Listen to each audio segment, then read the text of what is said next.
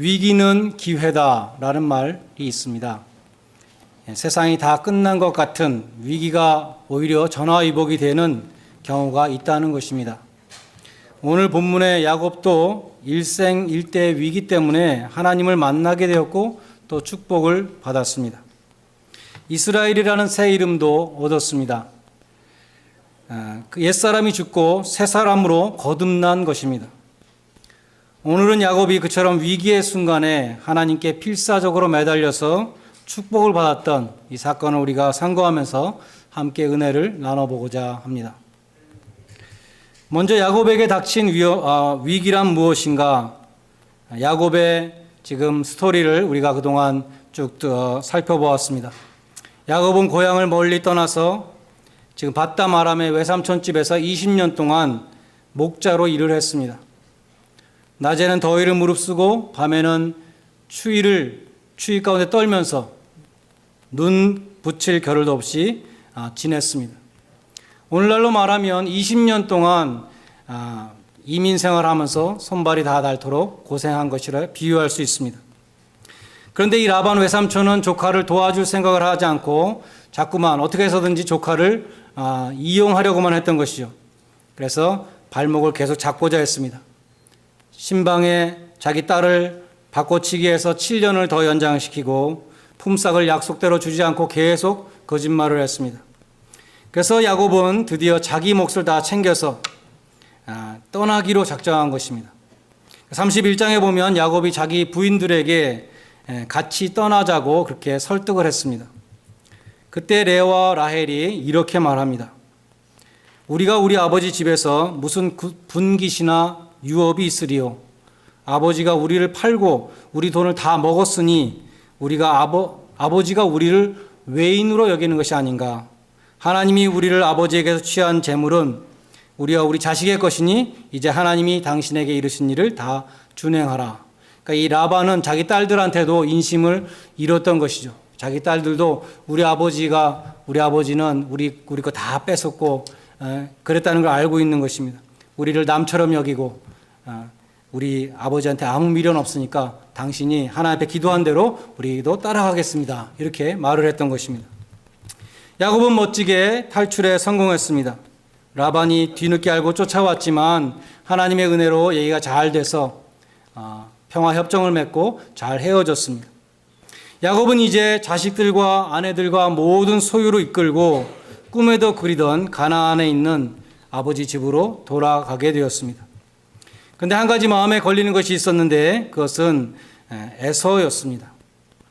20년 전에 에서의 축복을 가로챘었죠. 에서로 분장하고 아버지를 속여서 그 장자의 축복을 가로챘습니다. 에서는 아버지만 돌아가시면 이 야곱을 죽이겠다고 공공연히 벼르고 있었기 때문에 야곱이 멀리 지금 피신을 갔던 것입니다. 야곱은 이제 20년 만에 돌아오게 돼서 형을 만나게 되었는데 과연 지금 형이 나를 어떻게 할 것인가? 10년이면 강산도 변하는데 20년이니까 형의 마음이 좀 변하지 않았을까? 그렇게 생각도 해보지만 또 불안한 마음도 떨쳐버릴 수가 없었습니다. 그래서 3절로 5절에 보면 정찰대를 미리 보내서 분위기를 살피게 합니다.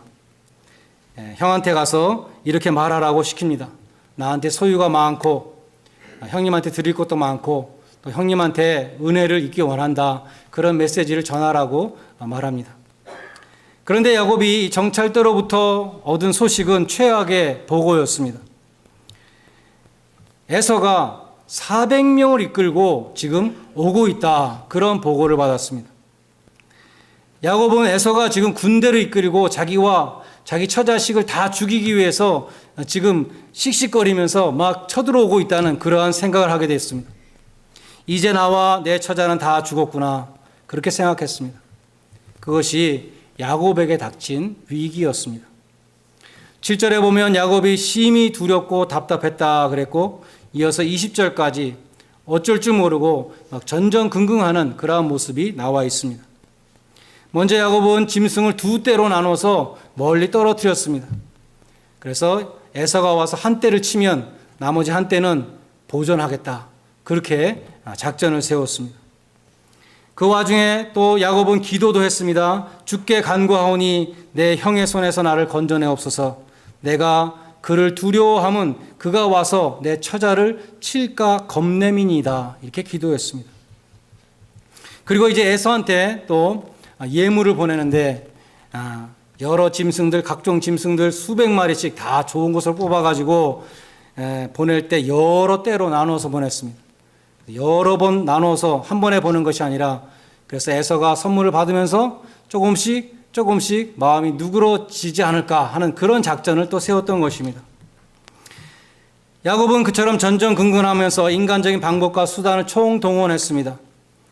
그러나 그처럼 여러 가지 작전도 쓰고 또 기도도 했지만 야곱은 불안한 마음을 떨쳐버릴 수가 없었습니다. 두려움이 사라지지 않았습니다. 그래서 야곱은 하나님과 독대하는 시간을 갖게 되었던 것이죠. 야곱이 생각할 때 자기는 자기 형의, 그 쌍둥이 형의 일생을 망쳐놓았고 자손 대대의 축복도 가로채었기 때문에 이러한 얄팍한 뇌물 공세로 자기가 용서받을 것 같지가 않았습니다. 자기가 뿌린 이 죄값을 받아야 되는데 죄의 값은 사망이라고, 이제 에서가 와서 나만뿐 아니라 내 처자식도 다 죽이는, 400명을 지금 끌고 오고 있다, 그런 생각을 하고 있었던 것입니다. 이제 내일이면 에서를 만나야 되는데 야곱은 잠을 잘 수가 없었습니다. 밤에 한밤중에 식구들 다 깨워서 야복강을 건너 보냅니다. 그 시냇물을 건너 보내고 자기 혼자 강 이편에 남게 되었습니다. 아무도 없는 캄캄한 밤에 혼자 있는데 아마도 강가니까 안개가 또 서려 있었을 것 같습니다. 근데 누군가가 탁 하고 야곱을 움켜잡는 손이 있었던 것이죠. 야곱은 심장마비가 걸렸을지도 모를 것입니다. 얼마나 놀랐을까. 야곱은 그때부터 이 습격자와 함께 씨름을 하게 됩니다. 필사적으로 씨름을 하게 됩니다. 누구와 씨름을 한 것인가? 호세아서 12장 3절로 4절에 이렇게 기록되어 있습니다. 야곱은 태에서 그 형의 발 뒤꿈치를 잡았고 또 작년에 하나님과 힘을 겨루되 천사와 힘을 겨루어 이기고 울며 그에게 간구하였다. 여기 보면은 하나님과 힘을 겨루되 천사와 힘을 겨뤘다. 이 무슨 말인가 하면 하나님이 보내신 천사와 싸웠기 때문에 하나님과 싸운 것이다, 그런 뜻입니다.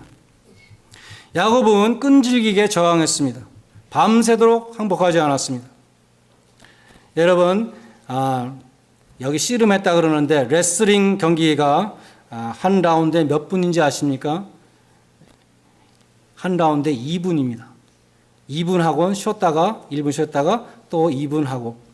한국의 씨름은 씨름이죠. 한국의 씨름은 한 판에 몇 분인지 아십니까? 한국의 씨름도 한 판에 똑같이 2분입니다. 서양의 레슬링도 한 라운드가 2분이고 한국의 씨름도 한 판이 2분입니다. 무슨 말인가 하면 이 씨름은 2분 하면은 힘이 다 빠진다는 것입니다. 그런데 야곱은 밤새도록 싸웠다는 것입니다. 야곱은 하나님의 대적이었습니다. 하나님의 대적은 에서도 아니고 라반도 아니고 바로 야곱 자신이었다는 것입니다. 야곱은 끝까지 하나님 앞에 저항을 했습니다. 끝까지 항복하지 않았습니다. 야곱은 하나님의 약속을 믿고 하나님을 의지하며 살았던 것이 아니라 자기의 꾀와 고집과 오기와 자기의 힘을 의지하며 살았습니다.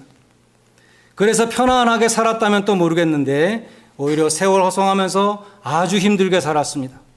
그리고 이제는 막다른 골목까지 왔다는 것입니다. 하나님은 왜 야곱과 씨름하셨는가? 야곱의 항복을 받기 위해서 씨름을 하셨습니다. 야곱은 하나님을 믿는다고 하면서도 자기의 꾀와 힘을 믿는 self-defendence, 자기 스스로 의지하고 자기를 믿고 살아가는 사람이었습니다. 야곱의 육체, 야곱의 죄성이 얼마나 끈질긴가? 하나님께 끝까지 저항했습니다. 자기의 힘이 있는 한 끝까지 저항했습니다. 하나님은 야곱의 항복을 받기 위해서 그의 환도뼈를 치셨다. 쉬운 성경에 보면 엉치뼈를 쳤습니다. 그래서 뼈가 위골되었다, 어긋났다는 것입니다. 마지막 절에 보면 이스라엘 백성들이 힘줄을 먹지 않는다. 동물의 엉치뼈에 힘줄을 먹지 않는다. 하나님이 그 야곱의 힘줄을 끊어서 야곱은 평생 이제 쩔뚝거리는 불구자가 되었던 것입니다. 야곱은 다리를 쓰지 못했기 때문에 쓰지 못하게 돼서 이제 더 이상 씨름을 할 수가 없었고 더 이상 힘을 쓸 수가 없었고 항복할 수밖에 없었고 그래서 두 팔로 그 천사를 붙잡고 매달려 울며 간구하게 되었다는 것입니다. 야곱의 이 육체적인 씨름과 육체적인 불구는 영적인 의미가 있습니다. 우리도 마찬가지로 우리에게 믿을 만한 구석이 있는 동안에는 믿을 만한 구석이 손톱만큼이라도 있으면 우리는 하나님을 의지하지 않는 것입니다. 천부여 의지 없어서 손들고 옵니다. 그렇게 찬송은 정말 믿을 것이 하나도 없을 때 부르는 찬송이라는 것이죠. 우리도 나 스스로 내 힘으로 살 수 있다고 스스로 자부하는 교만한 인간들이라는 것입니다. 내게 힘이 남아있는 한 우리는 하나님께 항복하지 않습니다. 그래서 하나님은 우리가 치밀하게 잘 세워놓은 계획을 어긋나게 하시기도 하십니다. 사랑하는 가족이 병들거나 죽는 일도 그런 비극도 겪게 하십니다. 철석같이 믿었던 돈과 힘과 백을 뺏어가시기도 하십니다. 철밥통 같았던 직업을 하루아침에 날아가기도 하는 것입니다. 아더 핑크 목사님은 이렇게 주회를 했습니다. 하늘에서 내려온 씨름꾼은 목적을 달성하였다. 야곱은 더 이상 씨름을 할 수 없게 되었다. 그는 매달릴 수밖에 없었다. 이 신비한 외계인은 야곱이 자신의 몸을 온전히 그에게 의탁할 수밖에 없도록 만들었다. 지금까지 야곱은 자신의 삶을 스스로 계획하고 자신이 정한 방법과 수단대로 살아왔다. 그러나 이제 그는 홀로 남았다. 그는 도움을 얻을 것이 전혀 없는 자신의 처지를 보게 되었다. 자신의 힘줄이 끊어졌을 때 그는 그제서야 당신을 가게 할 수 없습니다. 나는 피할 곳이 없습니다. 의지할 곳이 없는 이 불쌍한 영혼이 당신 앞에 매달립니다. 라고 말할 수 있게 되었다. 이는 야곱의 일생에서 일대 전환점을 이룬다. 지금까지 야곱은 자신의 수단과 방법을 붙잡았지만 이제는 당신을 붙잡습니다. 라고 말하게 되었다. 우리는 야곱이 자신의 환도뼈가 위골된 다음에서야 비로소 그렇게 말했다는 것을 간과해서는 안 된다. 우리도 마찬가지로 자신이 의지할 곳이 없고 무가치한 인간이라는 것을 깊이 깨달은 다음에 그 후에야 비로소 하나님께 진심으로 매달려 전심으로 매달려 축복을 구하게 되는 것이다. 이렇게 말했습니다. 그렇습니다. 그래서 하나님은 때로는 우리에게 바다까지 내려가는 경험을 하게 하시고 우리 힘으로 아무것도 할 수 없는 그러한 지경에 이르게 하십니다. 하나님은 우리를 치셔서 절름발이로 만드실 때도 있습니다. 그래서 우리가 하나님 앞에 매달릴 때에 그때 축복해 주시는 것입니다. 그러니까 하나님은 결국 복을 주시기 위해서 우리의 환도뼈를 치시고 우리의 힘줄을 끊으시는 것이라 할 수 있는 것입니다. 중요한 것은 무엇입니까? 야곱에게 막다른 골목이 있었기 때문에 그는 축복을 받았다는 것입니다. 야곱을 하나님께로 이끌고 나온 것은 정말 하나님께 매달리게 했던 것은 막다른 골목이었습니다. 그것이 없었다면 야곱은 하나님의 축복을 받지 못했을 것입니다. 그러니까 나에게 무엇인가 의지할 것이 있다라는 것이 엄밀히 말해서 축복이 아닐 수도 있습니다. 반대로 나에게 아무것도 믿을 것이 없다, 나에게 아무것도 없다, 그것이 오히려 축복이 될 수도 있다는 것입니다. 내가 건강하기 때문에 하나님을 의지하지 않는다면 그 건강은 축복이 아닙니다. 내가 젊기 때문에 자만한다면 그 젊음은 나에게 유익이 되지 못합니다. 내가 돈이 많아서 하나님의 필요를 느끼지 못한다면 그 돈은 오히려 올무가 되는 것입니다. 반대로 내가 가난하기 때문에 혹은 내 힘으로 감당할 수 없는 역경 가운데 처했기 때문에 내가 하나님을 찾게 된다면 그것은 오히려 우리에게 축복을 주는 축복의 경로가 통로가 된다는 것입니다. 탕자의 비유를 보아도 그렇습니다. 탕자가 자기 호주머니에 돈이 있고 어울릴 친구들이 있을 때 그때 아버지 생각하지 않았습니다. 그러나 자기가 돈이 다 떨어지고 친구도 다 떠나가고 자기가 빈털터리가 되고 믿고 의지할 것이 아무것도 없게 되었을 때 비로소 아버지 생각을 하게 되고 아버지 집으로 다시 돌아오게 되었다는 것입니다. 야곱도 죽음의 위기 앞에서 하나님을 찾았습니다. 인간적인 모든 수단 방법이 다 동났을 때, 바닥났을 때 하나님밖에 나를 구원해 주실 분이 없습니다. 가난한 마음으로 매달리게 되었다는 것입니다. 그래서 야곱은 절대절명의 위기 앞에서 마지막으로 하나님 앞에 필사적으로 매달렸습니다. 저는 야곱이 이 하나님의 천사를 붙들고 매달려서 이 간구하는 모습을 볼 때 제가 신학교 다니던 시절이 생각났습니다. 제가 신학교 다닐 때 어떤 교수님의 조교를 했는데 이 신학교 교수실에는 일반 대학교 교수실에서 볼 수 없는 아주 진기한 풍경이 가끔 벌어집니다. 신학생들은 보통 사람들이 아닙니다. 신학생들은 숙제를 내지 못했을 때 찾아오기도 합니다. 찾아와서 이렇게 말합니다. 교수님, 제가 개척교회를 하다 보니까 숙제를 할 시간이 도저히 없었습니다. 사정을 봐주십시오. 그렇게 말합니다. 시험에 낙제한 거의 백지를 낸 그러한 신학생 찾아와서 교수님, 제가 철야 기도를 하다 보니까 시험 공부할 시간이 전혀 없었습니다. 그렇게 말을 하기도 하는 것입니다. 보통 대학교에서는 전혀 통하지 않을 제목들이죠. 교수님은 안 된다고 그러죠. 당연히 안 됩니다. 다음 학기에 또 들으십시오. 그렇게 말합니다. 내년에 또 들으십시오. 그러나 신학생은 돌아가지 않습니다. 계속 하소연합니다. 교수님도 똑같이 계속 안 된다 그럽니다. 돌아가십시오. 아무리 그러셔도 소용이 없습니다. 그러면 이 신학생은 갑자기 무릎을 딱 꿇고 기도하는 자세를 취하는 것입니다. 다 무릎 꿇고 교수님 한 번만 봐주십시오 라고 간구하는 것입니다. 교수님은 정말로 입장이 난처합니다. 이 땡깡을 부리는 신학생 때문에 아무 일도 할 수가 없습니다. 30분, 1시간 아무것도 하지 못하고 그래서 교수님은 급기야 가방을 챙겨서 나가는 것이죠. 피신을 가는 것입니다. 딴 데 가서 일을 해야 되겠다. 그러면 신학생은 마지막 수단으로 이 교수님의 다리를 무릎을 딱 붙잡고 와락 붙잡고 교수님 하고 매달리는 것입니다. 어떡합니까? 바지는 자꾸 내려가는데 발길로 찰 수도 없고 소리를 지를 수도 없고 경찰을 부를 수도 없습니다. 끝까지 매달리면 절대로 놓지 않습니다. 그럼 어떡합니까? 할 수 없이 항복하는 것이죠, 교수님이. 그러면 일주일 후에 다시 시험을 보십시오. 아니면 일주일 내로 다시 숙제를 해오십시오. 이렇게 양보를 하는 것을 보았습니다. 천사는 이 야곱은 천사를 붙들고 애원했습니다. 한 번만 살려주십시오. 그리고 천사로부터 무슨 말을 들었습니까? 네가 하나님과 더불어 싸워 이겼다. 네 이름을 이스라엘이라 하라. 그렇게 축복을 받았다는 것입니다. 야곱이 매달려 받은 축복은 무엇인가? 야곱이 변해서 이스라엘이 된 그것이 축복이었습니다. 그것은 큰 축복이었습니다. 새 이름을 주실 정도로. 야곱이라는 이름은 발뒤꿈치를 잡은 자, 다른 사람을 약점을 잡고 다른 사람의 축복을 빼앗고 그러한 교묘한 수단을 부리는 그러면서도 힘들게 살아가는 편안치 않았던 삶을 살았던 야곱이었지만 네가 이제부터 이스라엘이라 하는 것은 하나님과 더불어 싸워 이긴 자로 정말 하나님을 붙잡은 자로 살아가라는 것입니다. 이스라엘이라는 단어는 엘이라는 게 하나님이죠. 마지막 엘. 그 다음에 사라라는 싸우다라는 단어와 합성어입니다. 하나님과 결혼자 직역하면 그런 뜻입니다.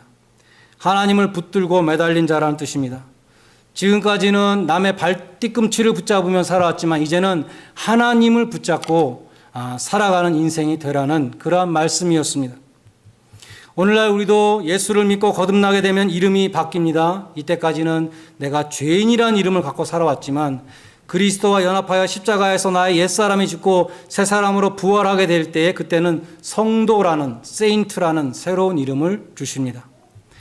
자신의 욕망을 따라 인간적인 수단 방법을 가지고 살아가던 옛생활 청산하고 이제는 하나님의 백성으로 이스라엘로 살아가라는 것입니다. 사도 바울은 거듭난 성도들에게 이렇게 말했습니다. 너희는 유혹의 욕심을 따라 썩어져가는 구습을 쫓는 옛사람을 벗어버리고 심령으로 새롭게 되어 새 사람을 입으라.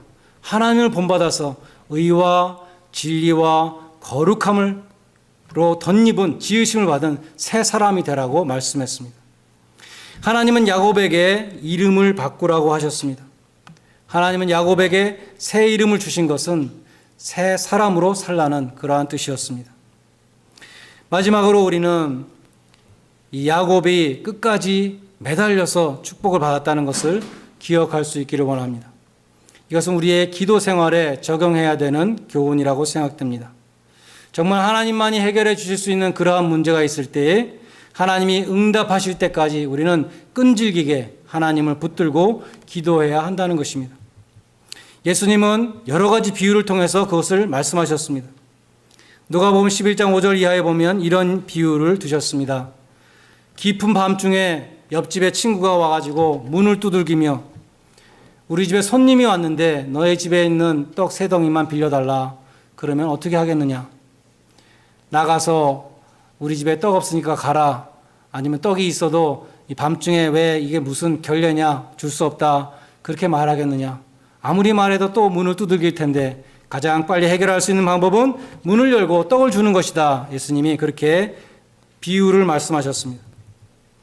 누가복음 18장에도 또 비슷한 비유를 말씀하셨습니다. 기도에 대해서 이렇게 비유를 두셨습니다. 어떤 도시에 하나님도 두려워하지 않고 사람도 무시하는 아주 나쁜 재판관이 있었는데 어떤 과부가 찾아와서 자꾸만 자기의 원한을 풀어달라고 했다는 것입니다. 재판관은 귀를 기울이지 않았습니다. 관심도 없었습니다. 근데 날마다 와서 귀찮게 보니까 이런 마음이 들었다는 것입니다. 내가 하나님을 두려워하지 않고 사람들도 무시하는 그러한 재판관이지만 이 과부가 나를 이렇게 자꾸 괴롭게 하니 내가 그 원한을 빨리 풀어줘야 되겠다. 안 그럼 내가 귀찮아서 못 살겠다. 그렇게 생각했다는 것입니다. 예수님은 이렇게 말씀하셨습니다. 불의한 재판관의 말한 것을 들으라. 하물며 하나님께서 밤낮 부르짖는 그 택하신 자녀들의 기도를 듣지 아니하시겠느냐. 저희에게 오래 참으시겠느냐. 내가 너희에게 이르노니 속히 그 원한을 풀어주시리라 말씀하셨습니다. 그러므로 낙심하지 말고 기도할 수 있기를 바랍니다. 하나님은 우리의 기도를 들으신다. 요한일서 5장 14절 말씀하고 하나님이 우리의 기도를 들으시는 줄을 우리가 알기 때문에 우리가 구한 것을 또한 얻을 줄을 우리는 믿는다라고 말씀하고 있습니다. 자신의 능력과 수단을 의지하는 야곱이 아니라 하나님을 붙잡고 매달리는 이스라엘이 되시기를 바랍니다. 야곱의 생활을 청산하고 이스라엘로 살아가시기를 주님의 이름으로 간절히 축원드립니다. 기도하겠습니다.